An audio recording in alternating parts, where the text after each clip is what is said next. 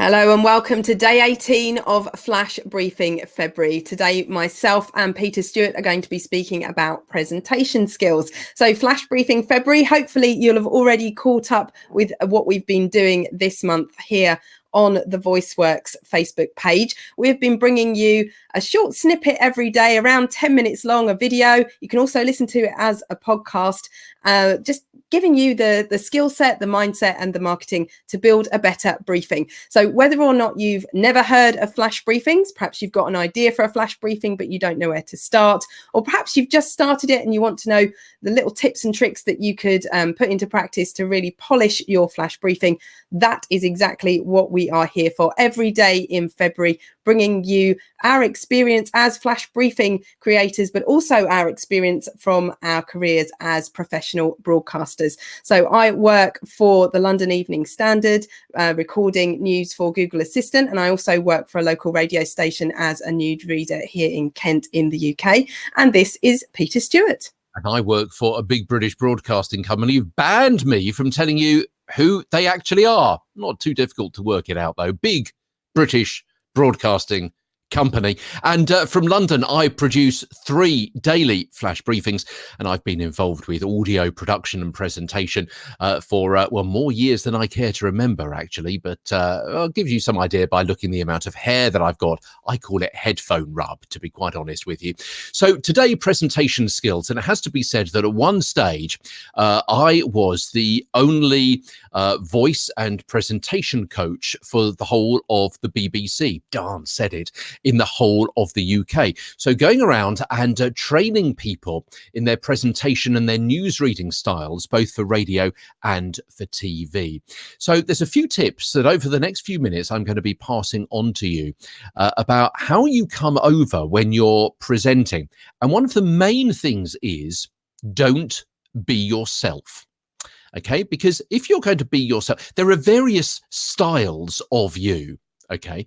And at the moment, I'm overacting a little bit, my end. But hopefully when you're watching this, it's coming over as quite natural. Now, if I was really natural, it would come over to you watching it as really quiet, really straight-laced, a little bit boring, and so on. What do I mean by that? So think about it. If you're actually talking to your other half, maybe, I don't know, in front of the TV or when you're on the way to the shops or something like that, your voice is probably going to be much quieter, much softer. There's not going to be much variety in it. The whole presentation is going to be a little bit flatter, as I'm doing now.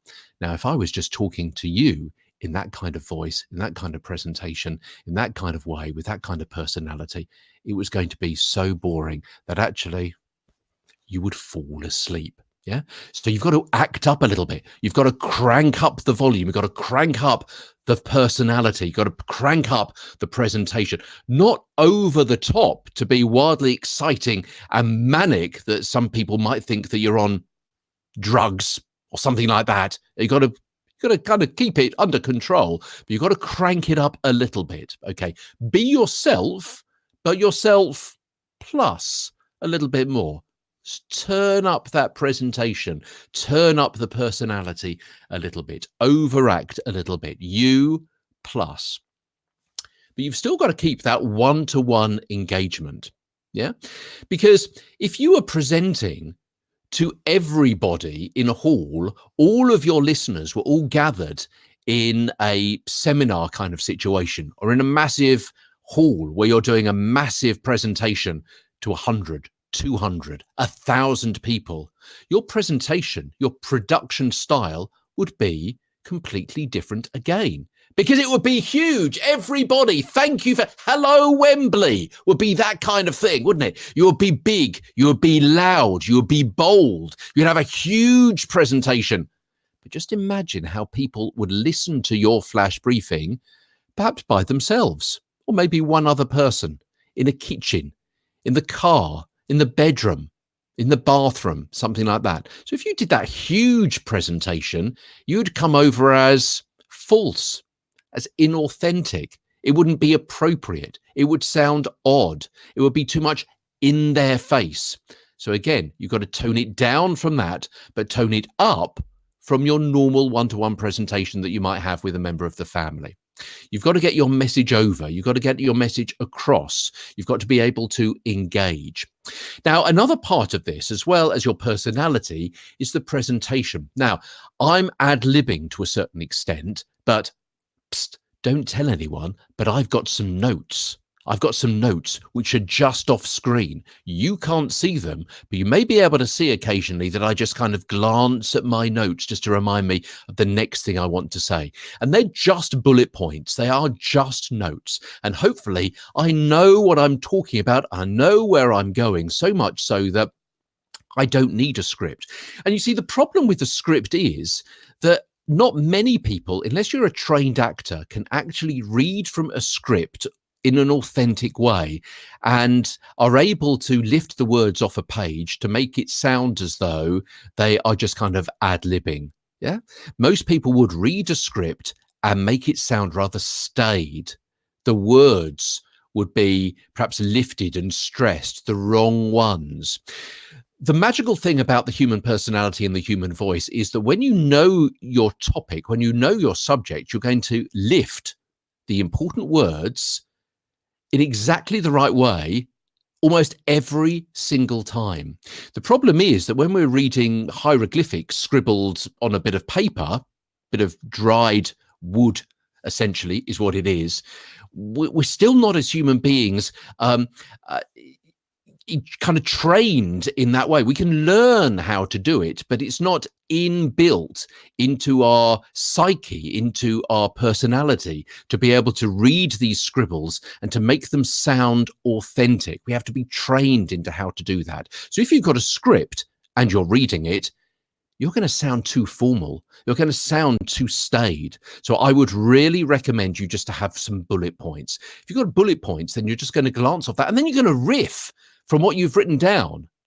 And even if you might trip up over yourself occasionally, you might have an or an R or something like that, you'll sound much more engaging. You'll sound much more authentic. You'll sound much more real. You'll sound much more friendly and so on.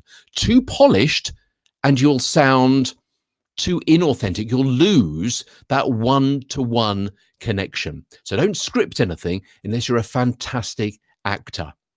And then when you've recorded your flash briefing or your podcast or whatever it happens to be, don't edit out every every R, every stumble. First of all, it will take you forever, potentially.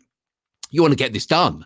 You want to get it up there. You want to get that content out so people can act on it, can be inspired by what it is that you are saying. And secondly, it won't sound as authentic if you've taken out every slight hesitation, if you've redone sentence after sentence.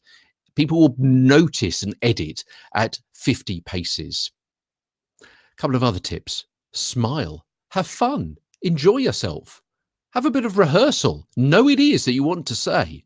Yeah, know what message you want to get across. Know where you're going with your particular topic, with that particular episode, with your content for that day. Know why it is that people would want to listen to you. Okay, that's about it. Tomorrow we'll both be back, and Suze is going to take the lead tomorrow on day 19 of the Flash Briefing February course. And tomorrow we're going to be talking, we've mentioned it a couple of times in passing, but tomorrow we're going to be talking about the value of bulk recording, because sometimes, I've got 3 daily flash briefings, and sometimes you might think to yourself, oh, that's a huge problem to do 3 daily flash briefings. Psst, let you into a bit of a secret. I bulk record them. I set aside a couple of hours every week or a little bit longer every month and do them all in a row. It saves time in the long run and also saves your sanity too. And Suze has got a whole stack of tips and tricks and tech to help you with that. As Flash Briefing February continues tomorrow, the skill set, the mindset and the marketing to build a better briefing.